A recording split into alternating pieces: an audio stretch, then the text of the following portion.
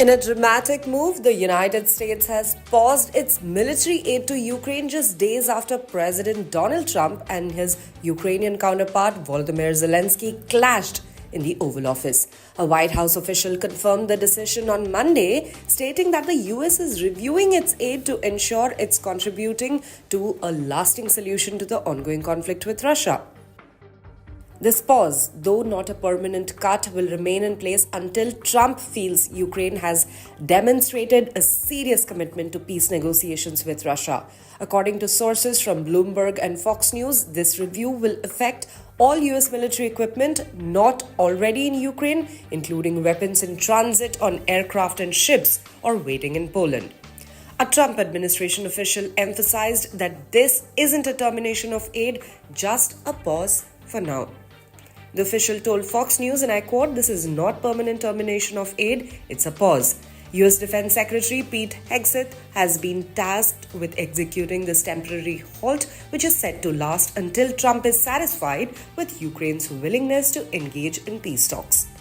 The move comes just hours after Trump told reporters at the White House that he hadn't specifically discussed suspending military aid but did express frustration over Ukraine's gratitude or lack thereof. Trump suggested that Zelensky should be more appreciative of the US support, which has been a cornerstone of Ukraine's defense since Russia's invasion. What do you need to see from President Zelensky to restart these negotiations?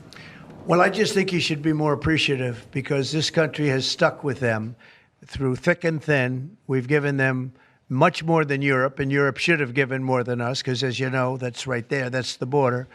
Gave $300 billion and $350 billion more accurately to a country.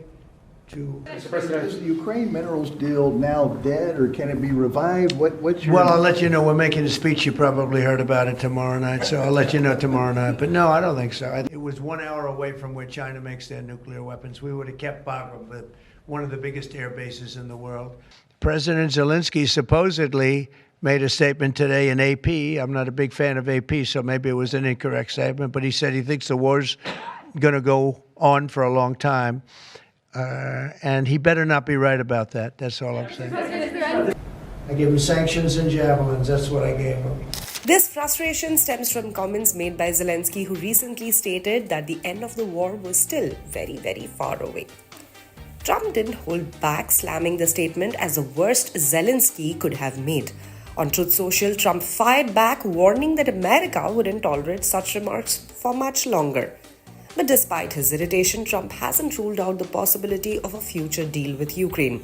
One key piece of the leverage the administration has been pushing is access to Ukraine's vast mineral resources. Trump views this as a potential way for the United States to recover some of the billions of dollars it has poured into Ukraine's war efforts. The US is seeking more than just symbolic peace talks. The administration is pressing Zelensky to sign a minerals deal that would allow US companies to invest in Ukraine's rich resources, which would not only help the Ukrainian economy but also provide the US with a return on its investment in the conflict.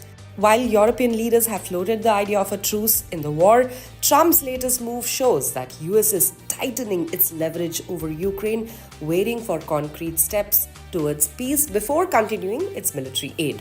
For now, all eyes are on Zelensky's next move and whether the pause will lead to a shift in Ukraine's approach to negotiations with Russia.